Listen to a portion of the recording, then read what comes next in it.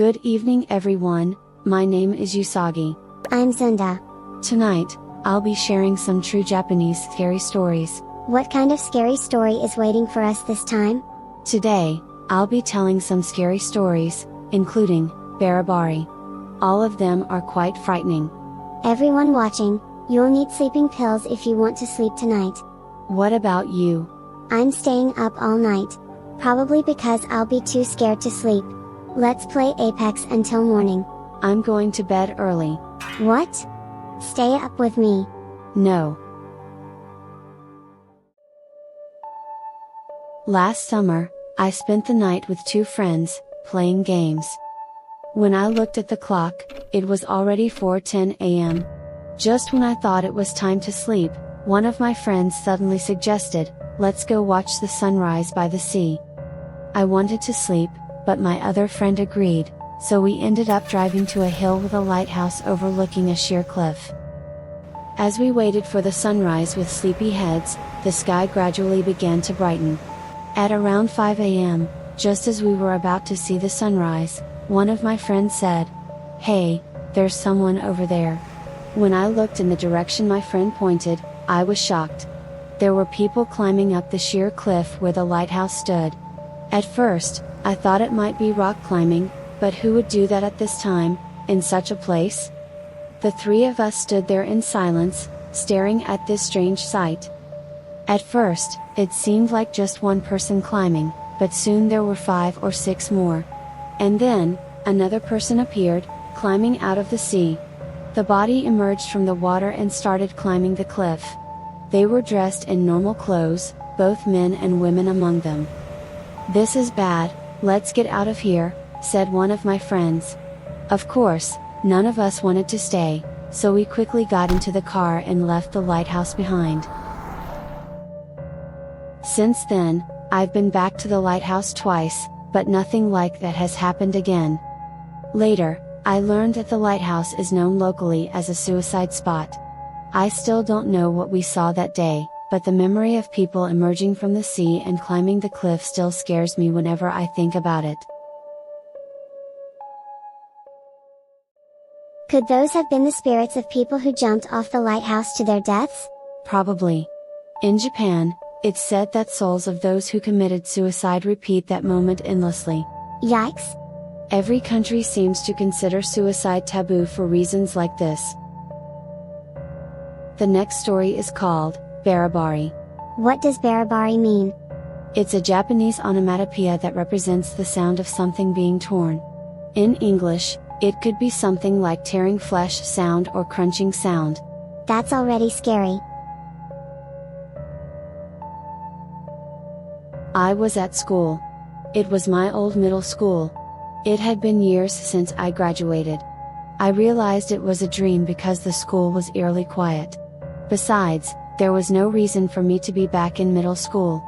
Though a bit unsettling, the old, creaky hallways and the classrooms that groaned underfoot felt nostalgic.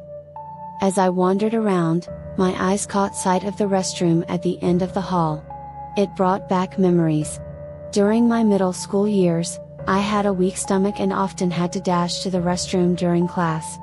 So, in a strange way, the restroom felt familiar. I opened the door and stepped inside. It was just as dirty as ever. For some reason, I was drawn to one of the stalls and sat down on the toilet.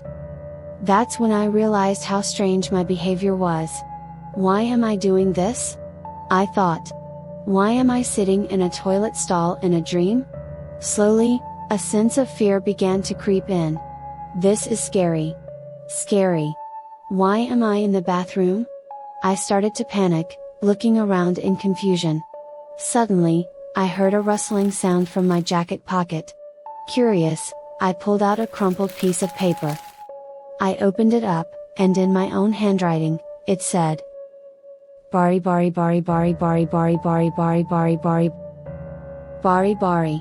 It made no sense. My handwriting is usually messy, but this was even worse, as if written in a frantic rush. As I puzzled over it, I heard a noise coming from the furthest stall. I was startled.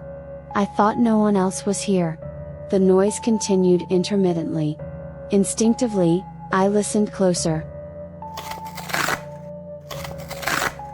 The noise continued, and I realized that the sound written on the paper, Bari Bari, was the same noise I was hearing from the stall.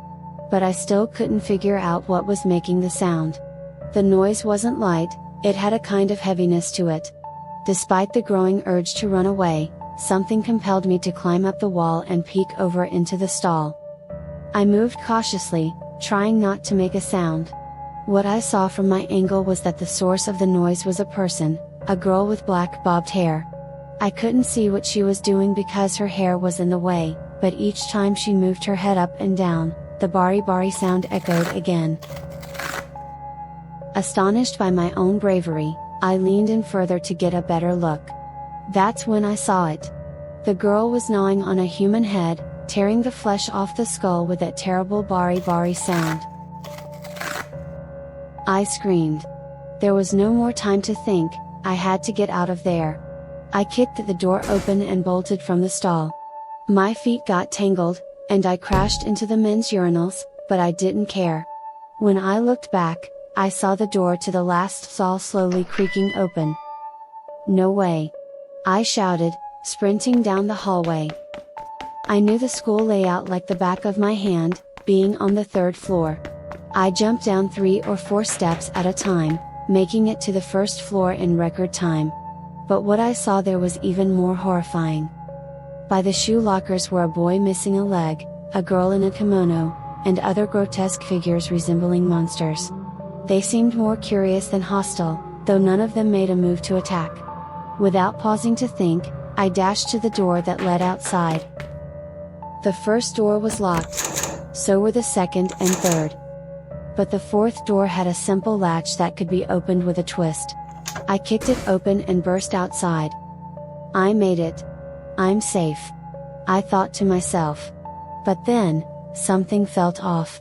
Why did I feel safe just by getting outside? That's when it hit me. I've had this dream before. Yes, I remembered. I had this exact same dream once before. That Bari Bari message, I must have written it in the previous dream. The door leading out of the school grounds was always open back then. That's why I was so confident I could escape. But when I looked at the door this time, I was horrified.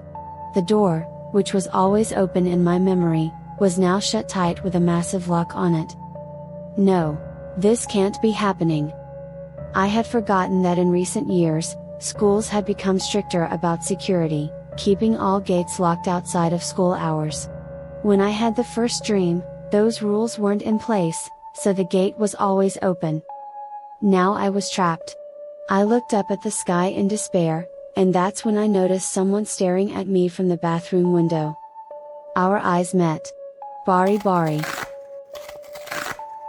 My whole body went cold, my hair standing on end as every pore seemed to open up in terror.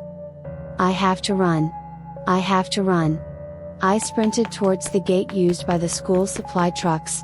It was lower, and I knew I could climb over it. I just had to get there. I didn't look back, but I could feel it. Something was right behind me, moving faster than I was. My senses dulled, I ran with everything I had. The gate was in sight, and I threw myself over it, tumbling to the ground on the other side. Safe. I'm safe now. That's what I told myself. I was certain I had escaped. But when I turned to look back at the school, my blood ran cold again. It was right there, almost within arm's reach, frozen in mid-motion, its hands outstretched toward my skull. It spoke. This time, I almost managed to kill you. That's when I woke up. My entire body was drenched in sweat, and I was slightly dizzy. The first thing I did was grab a notebook to write the dream down before I forgot. It was too terrifying not to tell someone about. But I almost couldn't find a notebook, I don't usually write things down. Finally, I found an old, dusty notebook at the back of my shelf. When I opened it, I froze. Bari Bari Bari Bari Bari Bari Bari Bari. It was written on the last page. My hand trembled as I realized that I had written this during the first dream, the one I barely remembered. The second dream was exactly what I just described. But the third one. Just thinking about it made me shudder. I don't know if I could escape again if I have this dream one more time. If you ever read a story in the news about someone who died in their sleep, that might be me. I really hope that never happens. This story is scary. I feel like I'm going to dream about it. Stories about dreams are often the scariest. Especially that last part where he finds the note after waking up, that was intense. That scene is definitely terrifying. To avoid having a dream like that, stay up with me all night. I'm going to sleep. Oh, come on. Next is a scary story about a lake. When I think of lakes, I think of hiking, barbecues, and canoeing. There's nothing scary about that. That's true during the day. But at night, lakes have a creepy atmosphere. Oh no. 5 years ago, during autumn, my friend and I went fishing at a lake. We drove to the lake, but since we left home early, we arrived at around 2 a.m. We figured we'd only get sleepy if we stayed in the car until dawn, so we decided to start fishing right away. The pitch black lake was a bit scary. All we could hear were the sounds of water and an owl hooting. But fishing was more exciting than anything else. With a flashlight in one hand, we climbed down the rocky shore, eager to start fishing. After about 20 minutes, my friend, who was fishing about 10 meters away, suddenly screamed and came running toward me. I asked what happened, and with a pale face, he said, "A ghost appeared." Panicking, we hurried back to the car, and I asked my friend what had happened. He said that while he was fishing, he noticed something moving on the water's surface about 5 meters to his right. Curious, he shone his flashlight on it, and saw 2 human wrists sticking out of the water.